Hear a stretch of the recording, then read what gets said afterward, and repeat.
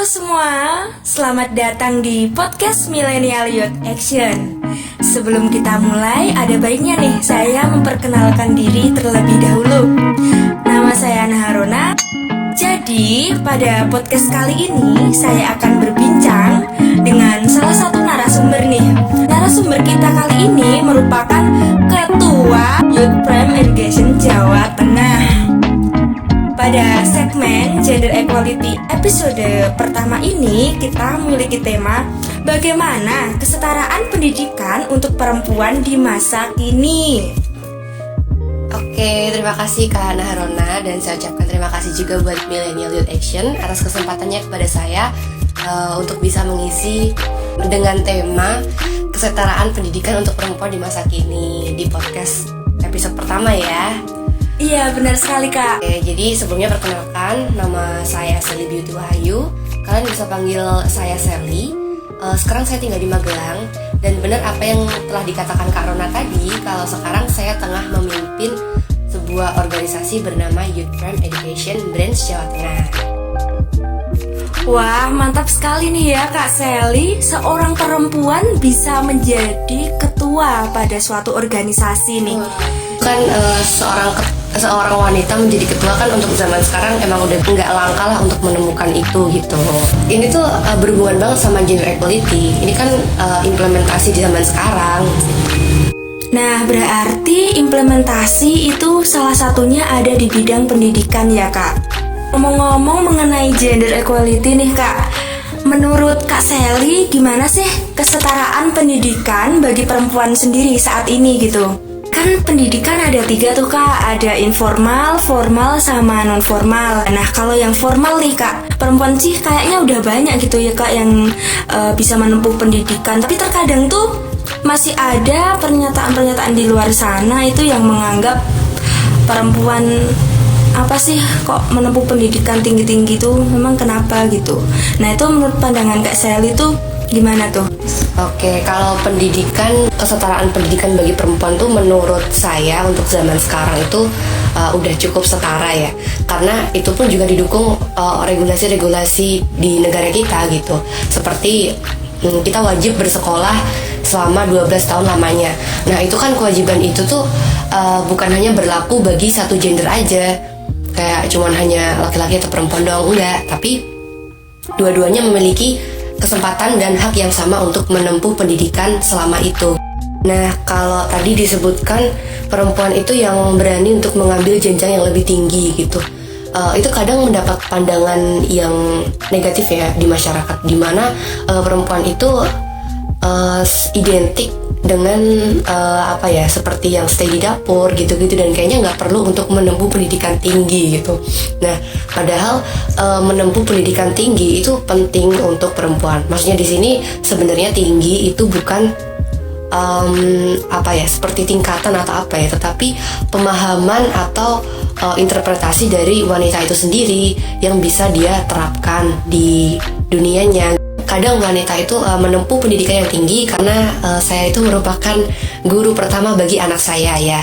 Itu memang benar, tetapi sebenarnya yang penting adalah bukan seberapa tinggi tingkatan yang kamu dapat dalam bidang pendidikan kayak S1, S2 gitu, tetapi gimana sih caranya kamu untuk memahami sistem dan konsep cara berpikir gitu, supaya kamu itu bisa memiliki konsep berpikir yang baik dan itu bisa diturunkan ke anakmu. Jadi sebenarnya bukan diturunkan ya, tapi diajarkan. Tapi juga termasuk diturunkan, ya nggak sih Kak? Soalnya kan kalau kecerdasan anak itu kan turunnya dari ibu gitu dominannya. Nah bener banget. Tapi nih ya Kak, kadang-kadang itu perempuan itu sering dipandang sebelah mata gitu, atau dipandang lemah terkait dengan pendidikan ini. Nah itu kira-kira faktornya tuh apa saja ya Kak, kok bisa begitu gitu? Nah sebenarnya pandangan dalam masyarakat itu kan disebut dengan stereotip ya. Nah pandangan dalam masyarakat itu sebenarnya ada dipengaruhi oleh beberapa faktor. Yang pertama itu maskulinitas dan feminitas. Nah kalau misalnya kita dengar kata maskulin, itu pasti yang terbesit di otak kita adalah laki-laki. Itu adalah sifat gitu. Nah sedangkan feminim itu pasti melekatnya dengan perempuan. Nah jadi sifat maskulin dan feminim ini sangat melekat kuat gitu pada laki-laki dan perempuan itu sendiri yang bisa membentuk stereotip dan pandangan orang-orang. Nah, kalau sifat dari maskulin sendiri yaitu sebagai protektor atau pelindung. Nah, contohnya seperti itu, orang yang bertanggung jawab. Nah, jadi itu kenapa ini sebenarnya stereotip nggak hanya menuntut perempuan ya, tetapi juga menuntut laki-laki gitu. Nah, contohnya kayak tadi, sifat maskulin itu harus bertanggung jawab, terus tidak boleh lemah. Nah, maka dari itu masyarakat menuntut kalau kamu laki-laki nggak boleh lemah, kayak laki-laki nggak boleh nangis. Nah, jadi kayak laki-laki itu dituntut untuk menjadi sekuat baja, padahal dia pun juga memiliki perasaan yang sama, maksudnya sebagai manusia. Nah, bahkan menangis atau sedih atau lemah di saat tertentu itu sebenarnya adalah hal-hal yang wajar dan manusiawi gitu. Nah, kalau di perempuan sendiri itu memiliki sifat feminim, yang dimana kalau feminim itu identik dengan memberi, terus sabar, mengajarkan. Nah, mungkin ini salah satunya kenapa perempuan itu dianggap lemah. Jadi sifat ini tuh mempengaruhi stereotip masyarakat, dari sifat sabarnya perempuan, dari sifat lemah lembutnya. Jadi terkesannya itu perempuan itu lemah gitu. Cuman perempuan itu lemah, yang dimaksud lemah itu apa gitu, maksudnya mudah menangis atau mudah tersinggung atau apa kan. Nah, lemah ini sebenarnya gimana? Nah, oke, jadi yang dimaksud lemah di sini itu tidak terkait dengan hal yang fisik, yang berbau fisik gitu Kak, tetapi ini berkaitan nantinya dari apa yang akan diakibatkan menimbulkan psikis dari jiwa seorang perempuan itu sendiri. Jadi ketika perempuan mendapat pandangan bahwa untuk apa sih perempuan kok menuntut pendidikan tinggi-tinggi itu, nah nantinya kan akan menurunkan mental down dari si perempuan itu sendiri gitu Kak. Jadi kadang tuh ya udah deh, ngapain juga aku tinggi-tinggi gitu, sedangkan pandangan orang lain atau pandangan masyarakat itu terkait dengan pendidikan bagi perempuan itu masih sangat saja bisa dibilang memperkuat stigma seperti itu. Mungkin yang dimaksud perempuan lemah itu karena penggunaan emosi ya dalam perempuan ya. Jadi perempuan itu emosional gitu ya. Nah, oh iya Kak. Oh iya, tadi ngomong-ngomong mengenai feminis itu kok saya pernah denger ya Kak, ada gerakan feminisme gitunya. Itu jadi sebenarnya gerakan apa tuh Kak? Nah, pasti kalau kita dengar gerakan feminisme itu kita mungkin udah gak asing ya, dimana itu tuh peran perempuan untuk menuntut kesetaraan di dalam masyarakat. Nah, sebenarnya ini kadang ada miskonsepsi di masyarakat gitu, kenapa perempuan harus menuntut kesetaraan gini-gini. Padahal memang iya, dalam faktanya tuh perempuan memang ada kesenjangan dengan laki-laki. Nah, kalau misalnya tadi kita balik lagi membahas tentang kesetaraan gender, itu kita bandingkan dengan zaman sekarang dan zaman dahulu. Nah, kalau zaman sekarang tadi sudah saya bilang bahwa sekarang sudah cukup setara ya daripada yang zaman dahulu. Yang zaman dahulu kayak lebih mengkotak-kotakan bahwa laki-laki yang memiliki hak seperti ini beda dengan perempuan. Tapi kadang ada miskonsepsi di masyarakat bahwa gerakan feminisme ingin melampaui derajat laki-laki gitu. Padahal kita harus mengenali dulu bahwa feminis ini sebenarnya ada dua golongan. Yang pertama ini adalah golongan ya feminisme biasa, yang biasa kita lihat lah feminisme yang normal. Sedangkan yang satunya adalah feminis ekstremis.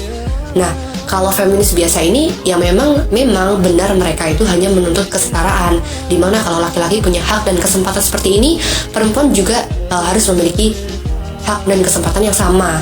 Nah, itu kalau feminis yang biasa aja gitu, yang normal, yang biasa kita lihat lah.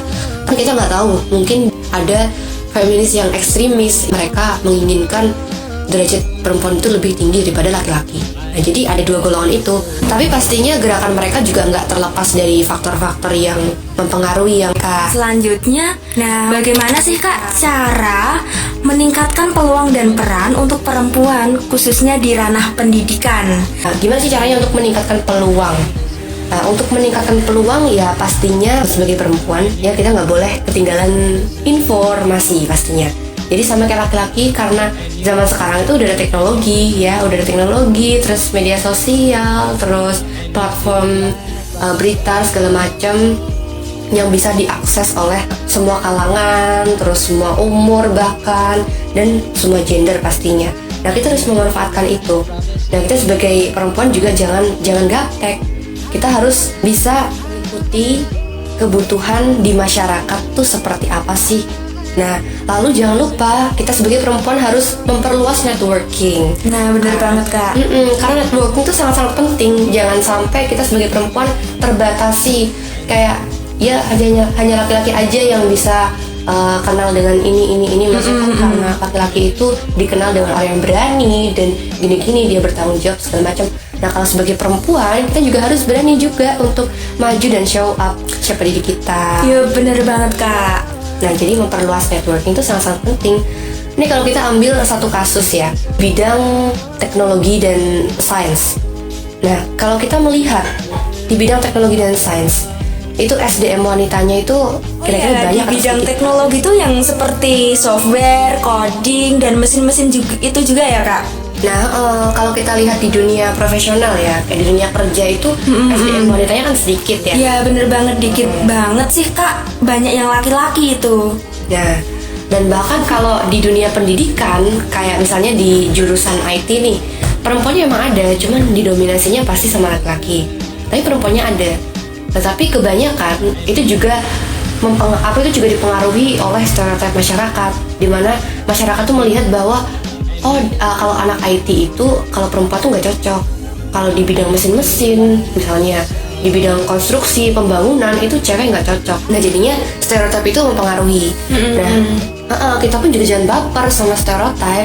Kita harus memiliki prinsip sendiri gitu, menjadi perempuan yang independen, bisa punya prinsip sendiri, ya kan, berdikari, terus kita memegang teguh cita-cita kita. Jadi jangan terpengaruh misalnya apa yang dikatain orang, terus kamu baper. Aduh, itu kayak nggak perlu gitu. Udah, kamu ikutin aja passion kamu. Kalau misalnya memang IT itu passion kamu ya, itu ya nggak apa-apa gitu. Kalau memang bukan ya silakan untuk menemukan passion kamu sendiri. Tapi jangan lupa juga untuk gimana sih cara kamu mencapainya. Jadi kita sebagai perempuan untuk meningkatkan peluang dan peran kita nih di ranah pendidikan, ya kita harus menjadi wanita yang berkualitas dulu. Berkualitas yang bernilai.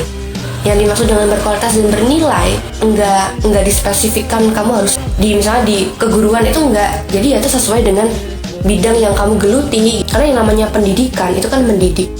Mendidik itu bukan sesuatu yang saklek gitu, yang harus mengajar hal-hal ilmu pengetahuan umum tuh enggak. Jadi pendidikan itu adalah kita bisa mendidik, berarti kita bisa membuat orang atau membuat anak-anak itu mengerti, membuat anak-anak itu memiliki informasi yang baru. Nah, ya benar banget Kak. Nah, selanjutnya nih Kak, kira-kira saran apa saja nih dari Kak Sally untuk generasi milenial saat ini gitu agar lebih melek terhadap pendidikan, khususnya untuk milenial perempuan? Nah, yang pertama-tama kita harus paham dulu peran pendidikan ini. Pendidikan itu sangat berperan besar dalam pembentukan generasi di masyarakat, di suatu negara, di suatu tempat. Jadi kita harus fokus nih untuk peningkatan kualitas pendidikan. Jadi sebenarnya salah satunya itu sudah muncul organisasi yang bergerak di bidang pendidikan, ya kan? Ini salah satunya Millennial Youth Action juga bidang pendidikan ya Kak? Iya, bener banget Kak. Nah, ini juga sebenarnya salah satu contoh ini. Milenial perempuan atau ya at least lah pemuda-pemuda itu sudah melek di dunia pendidikan. Karena dia sudah berani untuk menunjukkan dirinya, untuk membangun sebuah organisasi lalu menjalankannya dan bisa menjadi influence yang baik bagi pendidikan. Nah, kalau mengenai saran, kita harus fokus dulu sama diri kita sendiri. Kita temukan, yang pertama-tama kita harus ngerti dulu, kita ini wanita, kita ini perempuan. Lalu memang kita memiliki stereotip tersendiri di masyarakat. Dominannya tuh ya itu ya tadi lemah, terus hal-hal negatif. Bahkan kalau ada misalnya korban ya, misalnya korban contohnya ya pemerkosaan gitulah. Nah, kadang yang disalahin tuh malah Misalnya nih pemerkosaan bukan yang sama-sama suka dan rela gitu ya, tapi yang memang karena paksaan gitu loh. Jadi malah yang disalahkan itu pihak perempuan. Perempuan dianggap lemah malah disalahkan, padahal dia korban loh. Ini bukan yang karena suka sama suka ya, tapi yang memang paksaan gitu. Nah malah perempuan yang ya udah jadi korban, udah melas, sakit, kasihan kok masih disakitin hatinya gitu, disalahin. Nah jadi kita harus sadar dulu kedudukan perempuan itu seperti apa di masyarakat. Lalu kira-kira menurut kita nih, kita harus nentuin apa sih yang perlu diperbaiki di masyarakat, kayak stereotip apa sih yang perlu diperbaiki. Misalnya perempuan itu identik dengan menggunakan hati, emosi gitu-gitu, ya kan, baperan gitu. Padahal kita sebagai perempuan yang memang berpendidikan itu merasa kita tuh menggunakan otak juga. Kita bisa berpikir rasional, jadi nggak apa-apa pakai hati, kita juga bisa berpikir. Bahkan yang rasional tuh kadang disangkut pautkan sama yang laki-laki, kan laki-laki itu biasanya pakai otak, kalau perempuan pakai hati. Nah nggak gitu juga, perempuan juga punya otak gitu. Jadi kita bisa berpikir secara rasional juga, bukan hanya menggunakan emosi. Bahkan laki-laki pun juga sebenarnya dia juga bisa pakai hati, juga bisa mereka emosi, kayak dia nangis. Cuman kan karena dipengaruhi stereotip yang dia nggak boleh nangis, nggak boleh lemah, jadinya dia nggak menunjukkan itu. Nah setelah itu kita fokus ke diri kita sendiri. Kira-kira diri kita sendiri itu bisanya tuh berkontribusi dalam bidang apa sih? Misalnya gini, jangan terlalu mengikuti ombang-ambing kehidupan yang monoton, yang memang mungkin masyarakat menganggap perempuan itu cocok kamu nanti jadi perawat aja gitu. Nah, padahal perempuan itu juga bisa di bidang lain gitu. Kayak tadi mungkin teknologi, ya kan? Teknologi juga butuh perempuan yang nggak umum gitu, anti mainstream. Nah kalau kita udah bisa menemukan itu, kita harus menentukan nih, kita sebagai perempuan, milenial perempuan itu harus menuju yang ke seperti apa. Nah itu sebenarnya keputusan ada di tangan kamu gitu, bukan di tangan siapapun ya. Siapapun boleh sih, maksudnya mereka itu hanya sebatas memberi masukan, memberi saran. Cuma kalau keputusan untuk mengambil itu ada di tangan kamu, dan bukan sebatas mengambil keputusan aja, tetapi tanggung jawab dalam prosesnya nanti selanjutnya itu seperti apa. Kan itu juga tanggung jawabnya di kamu. Jadi kamu bukan sebatas ngasih keputusan, tapi kamu juga bertanggung jawab atas keputusan yang kamu buat. Lalu untuk menjadi perempuan kita harus ya tadi berkualitas, bernilai. Nah kita bisa merubah stereotip dengan kita fokus di bidang kita masing-masing, dengan kita terus memperluas jangkauan pemberdayaan dan peranan kita sebagai perempuan di masyarakat, tetapi tanpa meninggalkan adab-adab kita sebagai perempuan. Karena kan ada tuh beda kan adab bagi laki-laki dan perempuan. Nah Oke Kak, jadi seperti itu ya Kak. Belum setaranya pendidikan di Indonesia bukan hanya tanggung jawab pemerintah, tetapi juga tanggung jawab kita sebagai kaum milenial. Sampai kapan kita mau berharap terus kepada pemerintah kalau kita bisa bergerak? Kenapa tidak? Seperti itu loh teman-teman.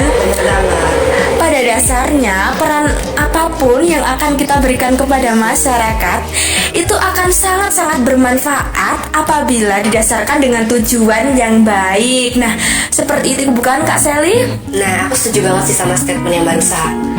Nah, bener banget. Nah, tapi tujuan yang baik saja tidak cukup apabila kita tidak ada tindakan sama sekali, teman-teman. Nah, teman-teman dan pendengar dimanapun kalian berada, terima kasih karena sudah meluangkan waktu untuk mendengarkan podcast dari Millennial Youth Action ini. Semoga saja kita berharap dapat menambah wawasan, menambah pengetahuan, maupun menambah cara berpikir kalian. Terima kasih teman-teman, dan sampai berjumpa di podcast berikutnya.